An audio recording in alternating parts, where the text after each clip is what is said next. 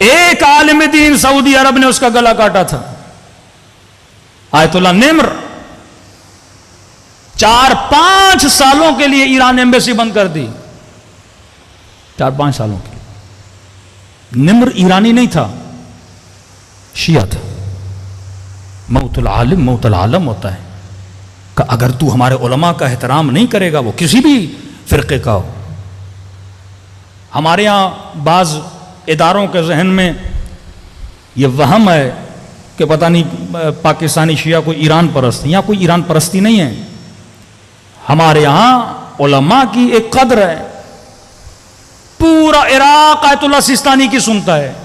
سیستانی کون ہے؟ ایرانی۔ یہ ان کے ذہن میں ہے ہی نہیں کہ بندہ ایرانی ہے، کیا ہے وہ۔ ہمارے یہاں احترام مرجع کا ہوتا ہے، وہ کسی بھی قوم کا ہو، وہ کسی بھی مکتب کا ہو، وہ کسی بھی ملک کا ہو۔ شیعہ مرجع کا احترام کرتا ہے، پورا عراق آیت اللہ سیستانی کی سنتا ہے۔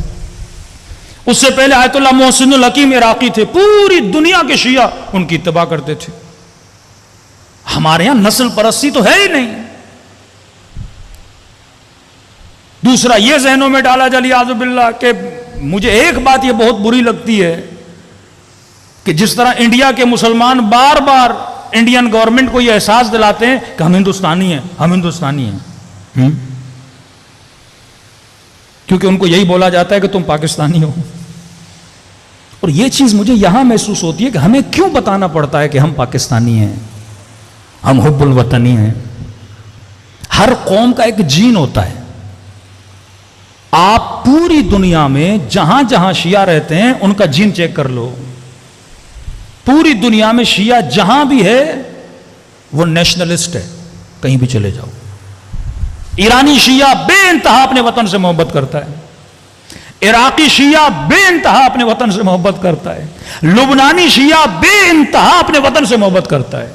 عراق کا سنی اتنی عراق سے محبت نہیں کرتا، لبنان کا سنی اور کرسچن اتنی لبنان سے محبت نہیں کرتا، کیونکہ جتنی جانیں لبنانیوں نے لبنان کے بچانے کے لیے دی ہیں کسی اور لبنانی نے نہیں دی ہیں، جتنی جانیں شیعہ عراقیوں نے عراق کے بچانے کے لیے دی ہیں کسی اور شیعہ نے نہیں دی۔ آذربائیجان کا شیعہ جتنی آذربائیجان سے محبت کرتا ہے وہاں کا کوئی اور مکتب والا نہیں کرتا۔ تو شیعہ کسی بھی ملک کا ہو وہ اپنے وطن کا عاشق ہوتا ہے، کیونکہ یہ درس ہمیں کس نے دیا ہے؟ امام حسین نے دیا ہے۔ آپ ایک فرقہ ایک جگہ پہ شیعہ نہیں دکھا سکتے جنہوں نے اپنے وطن کے ساتھ بغاوت کی ہو، اب وہ چاہے شیعہ انڈیا کا ہو۔ انڈین شیعہ بھی ہندوستان سے محبت کرتا ہے، کیونکہ یہ چیز فرش عزا سے ملتی ہے کہ جس مٹی پہ رہتے ہو اس مٹی سے بغاوت نہ کیا کرو۔ اگر مراجع سے عشق ہے، آغا خامنئی سے عشق ہے، آغا سیستانی سے عشق ہے، یہ ہمارا ایک مکتبی مسئلہ ہے، مرجع کہیں کا بھی ہو۔ عراقیوں میں کیوں تعصب نہیں؟ سیستانی ایرانی ہم کیوں سنیں؟ پورے عراق کی پالیسی آغا سیستانی بناتے، مرجع ہے نا، مرجع کی بات مانی جاتی ہے۔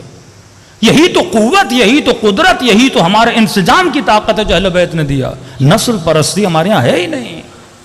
امام بچپن میں بھی امام بنے تو ہمارا امام ہے، ہمارے یہاں معیار تقویٰ، ہمارے یہاں معیار تہذیب، ہمارے یہاں معیار کلام معصومین ہے۔ تو دشمن کی یہ سازش شروع سے رہی ہے کہ آپ کی نسلوں کو، کیونکہ یہ پورا پلان ہے کہ مسلمانوں کو سیکولر بنایا جائے۔ اب وہ وہابیت کو کلوز کرنے کا ٹائم آ گیا ہے۔ اب ایکسٹریمسٹ مسلمان کے جتنے گروہ ہیں ان کو بند کرنے کا پیغام آ دیا ہے، بھائی جتنے بھی ایکسٹریمسٹ گروپس ہیں ان کو بند کرو۔ اب ان کے جتنے بھی فنکشنز ہیں یا تہوار ہیں یا رسومات ہیں ان کو فیسٹیول کا نام دو، وہ بیداری ختم کر دو، کیونکہ آپ کو نہیں پتا کہ آپ کے جلوس، آپ کی عزاداریاں دشمن کے لیے کتنا خطرہ رکھتی ہیں۔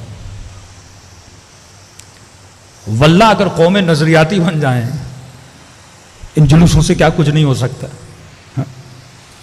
35 ایئر صدام عراق میرا جلوس نہیں نکلنے دیتا تھا، کیوں؟